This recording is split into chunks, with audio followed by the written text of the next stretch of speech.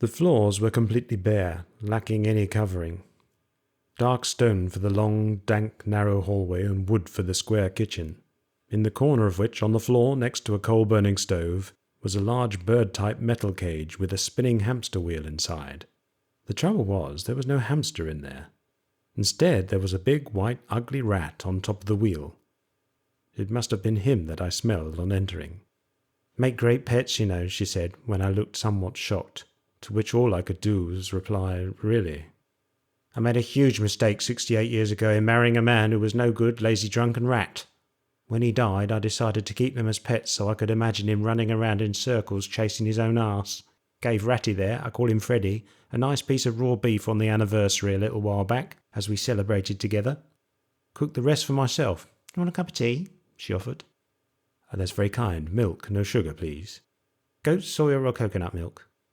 "Have you an aversion to cows?" incredulously I asked. "I have. Smelly things that fill the atmosphere with farting gas. Can't stand the sight of them, filthy creatures." I laid a £10 note on the crumpled blue tablecloth covering a stout wooden table pressed tightly against a window, overlooking a small overgrown yard, as I passed on the offer of tea.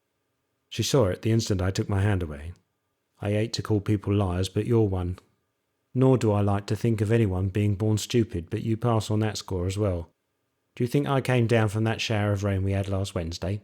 A tenner from a reporter from a top-notch rag as a guardian? Show some respect, please. The cost of living is flying through the roof. I don't care where you come from, Squire, but I ain't opening my gob for less than 50 quid, or you can piss off."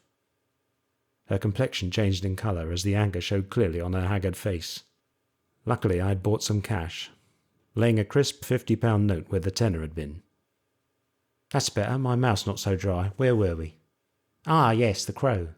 He told me once that he was the brains behind the great train robbery. Then next time we spoke, about a month later, he said he was the man behind Lord Lucan's escape.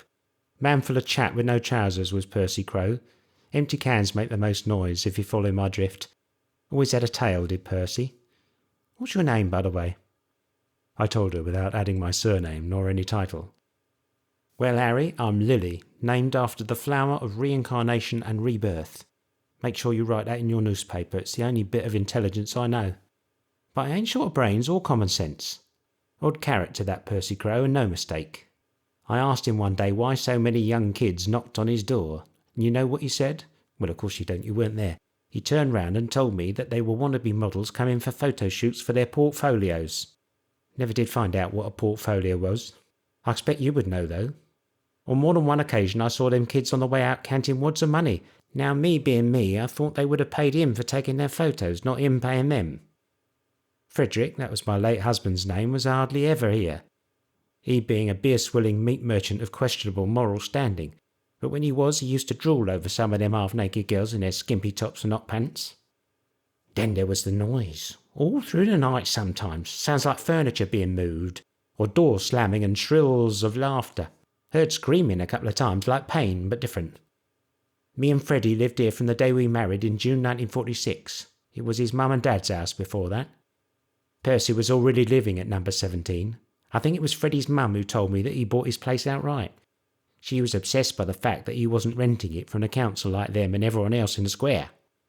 Freddie took an instant dislike, heavily into the new Labour government of the day was Freddie. Spoke on behalf of them at rallies and the like, or more often in the public bar of the White Horse around the corner.